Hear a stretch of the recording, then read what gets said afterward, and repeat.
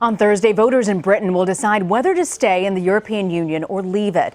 The Remain side, that's a side that wants to stay in the EU, and then there's the Leave side that are most certainly both split.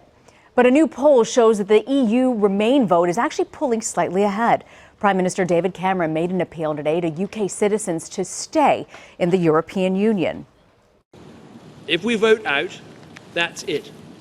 It is irreversible. We will leave Europe for good.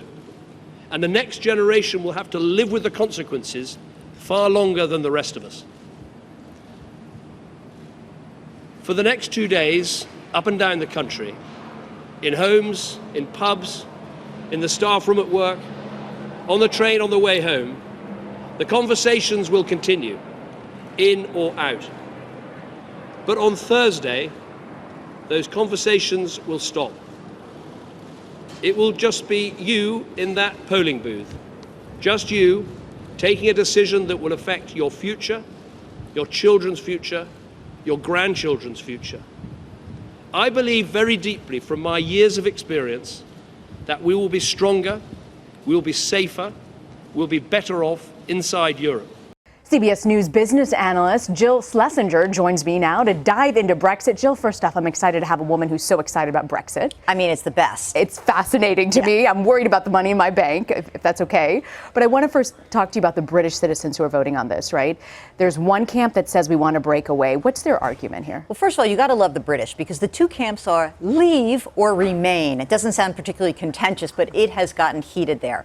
So the leave camp, what are they arguing? They're saying membership in the European Union, the 28-member bloc, is quite onerous for the British. It leads to high immigration, too much regulation, and costs of about $10 billion a year. So they've been arguing that, like, what are we getting out of this deal? We don't need them. We'll just cut our own trade agreements. Everything will be fine.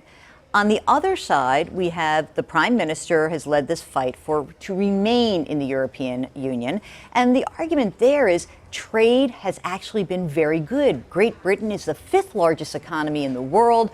This immigration has actually also been a help to the British economy. Yes, there are some losers, but net, we are better off for membership in the European Union.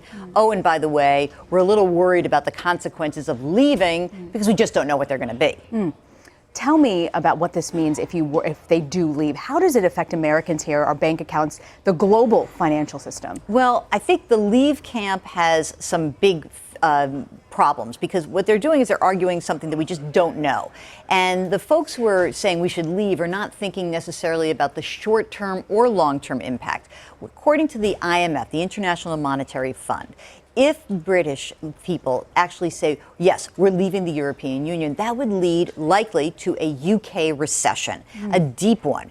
The IMF also says it could spark a they didn't say sell-off, they said stock market crash. Oh my God. A loss in value in the real estate market. And they believe that if they were to leave the European Union, the British economy would be smaller 5 years from now. Estimates range from anywhere from 1.5% to 4.5% smaller. Now, that's a big deal. Why is that a big deal? It's bad if you're in Britain. We don't really care about it here. I know that's what you're thinking. What do I care? They're smaller. Well, you know what? European growth is actually not very strong right now. UK goes into a recession. Maybe that sparks a recession in the rest of Europe. Europe goes into a recession, and the globe is only growing by 3 or 3.5% a year. That's not good for us. So our economy, it may not be a direct hit, but there could be some hit. And again, we're only growing by about 2% a year. That's not good. Now, really the effect that I think is really important to concentrate on is this could spark a stock market sell-off that is very severe. And I don't know that to be the case. You notice I keep saying could. I don't know what's going to happen, but I'm not sure I want to test it. Right. So I don't want to see everyone's 401ks go down by 10, 20, or 30% because of this particular issue. So what I think the economists that I speak to are telling me is it is a safer proposition to stay within the European Union. It's probably better for growth, and globally, it would be far better off because we just don't know what the law of unintended consequences might be from a Brexit. Wow. And the vote is Thursday. The vote is Thursday. We probably won't know till a little bit later in the evening. Right now, the polls are pretty tight. You know, we're looking very close margin of error. The odds makers and the British bookmakers are very smart. They actually think that it's much more likely that Great Britain remains in the European Union.